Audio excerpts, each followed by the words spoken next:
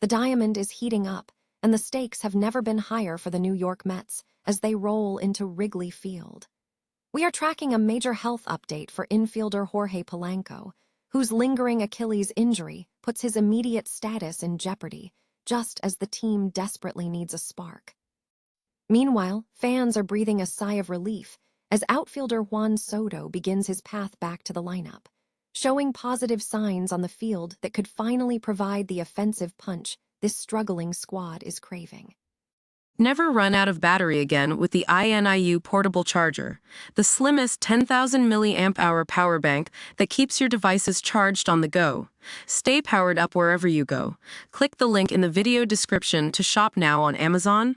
Turning our eyes to the home team, the Chicago Cubs are at a pivotal crossroads with three key players forcing some very uncomfortable conversations early in the season. We are diving into the struggles of Michael Busch and Crow-Armstrong, both of whom need to find their groove at the plate if they want to anchor this lineup long-term. Plus, we are looking at pitcher Edward Cabrera, who is sporting an impressive era, but still needs to prove he can handle the heavy workload of an ace rotation piece. Stepping away from the current roster, we are taking a deep dive into the rich and storied archives of the Chicago Cubs on this historic day. From celebrating the birthday of Hall of Famer Cap Anson to remembering legendary milestones like the debuts of icons such as Roberto Clemente and Frank Robinson, there is plenty of history to unpack. We are breaking down the moments that shaped the legacy of this franchise and why these dates remain so significant in baseball lore. Disaster has struck the Chicago Cubs bullpen as closer Daniel Palencia lands on the injured list with a painful oblique strain. With high-leverage arms like Phil Maton and Hunter Harvey already sidelined, manager Craig Counsell is facing a massive challenge in managing the late-game rotation. We are analyzing who will step up to fill the void and keep the Cubs in contention during this critical stretch. Do not miss a single update on your favorite teams, so make sure to hit that like button, subscribe to the channel, and ring the bell for all our latest notifications. Ever feel like your favorite team just can't catch a break? The New York Mets are currently living that reality, heading into a brutal weekend series at Wrigley Field against the Cubs while nursing an 8-game losing streak that feels like an eternity. The injury report coming out of Queens is a classic case of mixed emotions, and honestly, it might just define their season. First, let's talk about Jorge Polanco. It's been a frustrating ride for the infield acquisition. After weeks of misdiagnosis, the medical staff finally pinned his issue down to Achilles bursitis. While the team hoped he could just power through it with some inflammatories, the reality on the field has been bleak. Manager Carlos Mendoza is keeping a close eye on him, noting that his condition is frustratingly inconsistent. With a pivotal reevaluation today, the writing might be on the wall for a 10-day IL stint. Given that he's only logged 20 innings at first base and is hitting below the Mendoza line, the Mets really need to decide if they're waiting on him or cutting their losses to stabilize that defense. But here is where the clouds start to clear just a bit. The news on Juan Soto is legitimately exciting. He's back on the grass, kicking off a running program and even taking live batting practice against minor leaguers. Even Steve Cohen couldn't help but gush on social media. The team is desperate for his production. With a slash line of .355412516, he's the anchor this lineup currently lacks. Without him, guys like Luis Robert Jr. are stranded on an island, and the production from the rest of the outfield has been, frankly, underwhelming. Getting Soto back isn't just about his bat, it's about taking the target off everyone else's back. As they roll into Chicago, the Mets need to wake up, find their rhythm, and stop the bleeding before this hole becomes a canyon.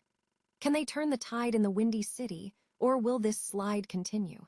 Hit that subscribe button to keep up with all the drama as it unfolds, and tell me in the comments, should the Mets force Polanco to play or just shut him down now?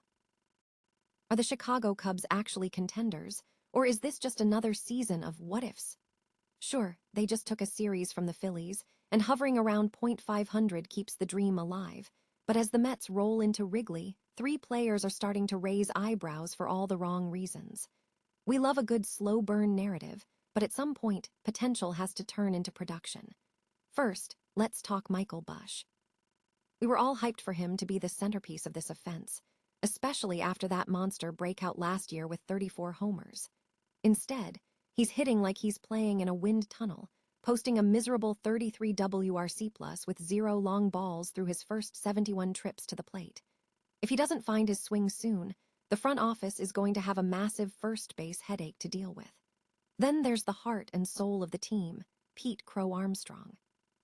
Look, his glove is electric and his speed is a game changer, but the bat, it's been a black hole for months.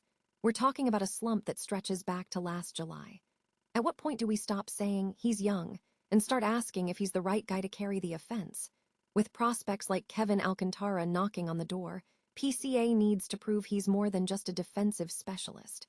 Finally, the pitching staff has its own ticking time bomb in Edward Cabrera.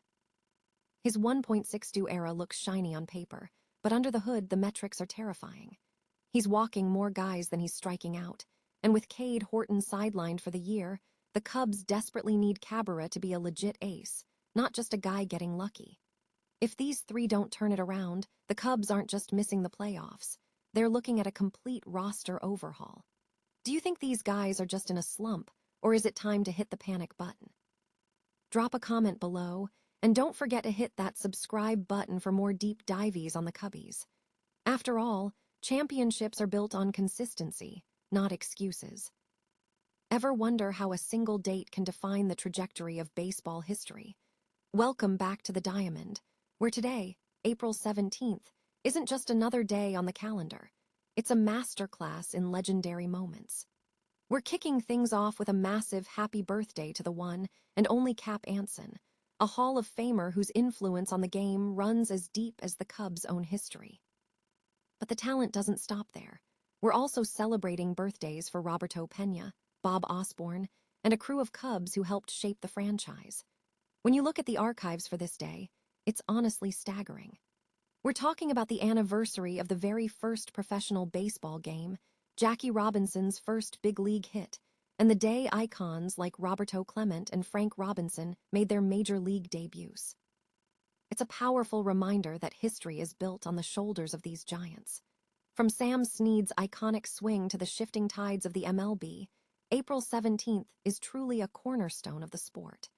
If you're a die-hard fan of the North Side or just love the magic of the game, make sure you hit that subscribe button and join our community as we dive deeper into the stories that made baseball what it is today.